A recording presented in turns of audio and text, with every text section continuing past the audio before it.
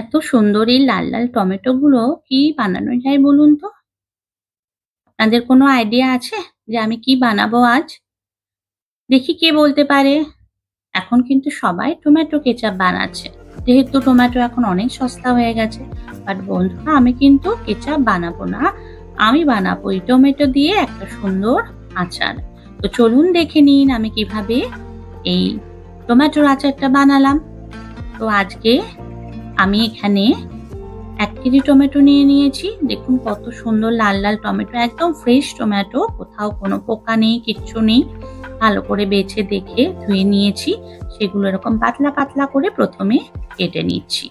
তো আমি যে রেসিপিটা বানাবো এভাবে আপনারা কিন্তু কেচাপও বানাতে পারবেন। শুধু একটা জিনিস এখানে অ্যাড করতে তখন না করব সেটা দেখে নিন। তো আমি এভাবে টমেটোগুলোকে সমস্ত কেটে নিলাম। বন্ধুরা যদি চ্যানেলে নতুন হয়ে থাকেন অবশ্যই চ্যানেলটা সাবস্ক্রাইব করবেন আর লাইক, কমেন্ট, শেয়ার করে পাশে থাকবেন। অবশ্য বেল বাটনটা দাবাতে কিন্তু ভুলবেন না। তো যাই হোক সমস্ত টমেটো আমার রেডি।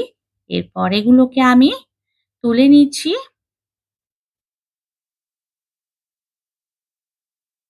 কি ভালো লাগছে বলুন তো দেখতে? এত সুন্দর কালার একটা জিনিস রেড। এটা কিনা ভীষণ আই ক্যাচিং তাই না? যাই হোক একটা ফ্রাইং প্যানে আমি সমস্ত টমেটো গুলো দিয়ে দিয়েছি, অ্যাড করেছি অর্ধেক পেঁয়াজ মানে পুরো গোটা পেঁয়াজও কিন্তু দেইনি। অর্ধেকটা পেঁয়াজ স্লাইস করে নিয়েছি আর ৪টে কি ৫টা কোয়া রসুন দিয়েছি, একটু দারচিনি, একটু লবঙ্গ, দেব ৫-৬টা গোলমরিচ, গোটা গোলমরিচ।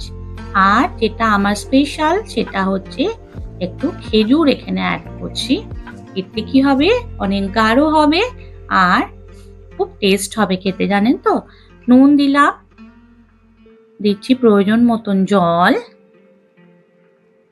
আর এবার দেব আমি এর মধ্যে ৪টে খেজুর যেটার বীজটা বের করে নিয়ে আমি টুকরো করে নিয়ে নিয়েছি। একটা শুকনো লঙ্কা দিয়ে দিলাম। এবার কভার করে এটাকে ফুটতে দেব। যখন টমেটোটা 80% নরম হয়ে যাবে তখন এটাকে ঠান্ডা করে আমি মিক্সিতে ব্লেন্ড করে নেব।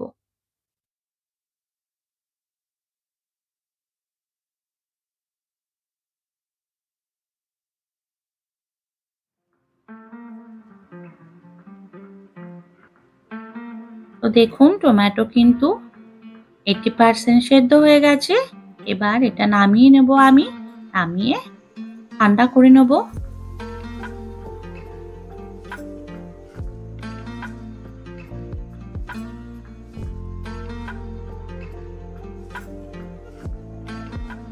খেজুরও দেখতে পাচ্ছেন পুরো নরম হয়ে গেছে।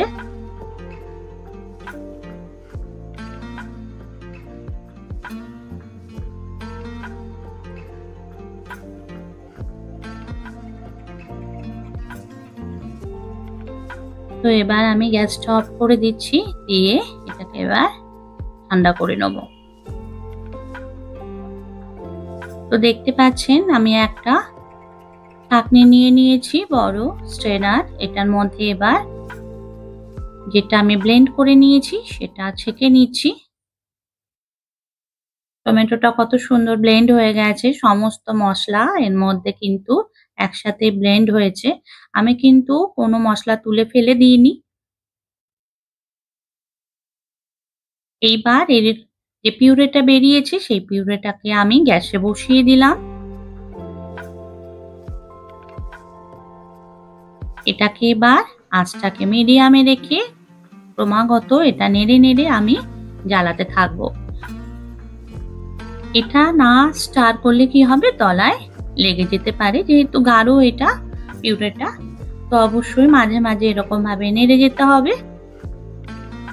এর মধ্যে এখন অ্যাড করছি কাশ্মীরি লাল লঙ্কার গুঁড়ো 2 চামচ। নুন অলরেডি আমি সেদ্ধ করার সময় দিয়ে দিয়েছি, তাই নুন কিন্তু আর আমি দেব না। কত সুন্দর কালারটা হয়ে গেল দেখুন। কাশ্মীরি লাল লঙ্কা দেওয়ার পর দিচ্ছি চিনি। 1/2 কাপ চিনি অ্যাড করলাম। যেহেতু খেজুর আছে এর মধ্যে সেই জন্য আমি চিনিটা হাফ কাপ দিলাম। আপনারা খেজুর না অ্যাড করলে এর মধ্যে কিন্তু আর একটু চিনি দেবেন। আর একটু গাঢ় হলে আপনারা কিন্তু এটা সস হিসেবে নামিয়ে নিতে পারেন। তবে নামানোর সময় চেক করবেন যেন জল, জল না থাকে। একটু ভিনিগার দিলাম। ভিনিগারটা কিন্তু অবশ্যই দেবেন। তাহলে অনেকদিন এটা থাকবে আরকি। এখানে আমি ২ টেবিল চামচ ভিনিগার অ্যাড করেছি। এই যে কনসিস্টেন্সিটা আছে এটা কিন্তু কেচাপের জন্য বেস্ট। তবে আমি এটাকে অনেকটাই ড্রাই করব। আর আমি যে ফর্মে নামাবো সেটা কিন্তু আপনি পাউরুটিতে মাখিয়েও খেতে পারবেন। সস হিসাবে নয়। ওটা কিন্তু এমনি মাখিয়ে খেলেও ভীষণ ভালো খেতে লাগবে।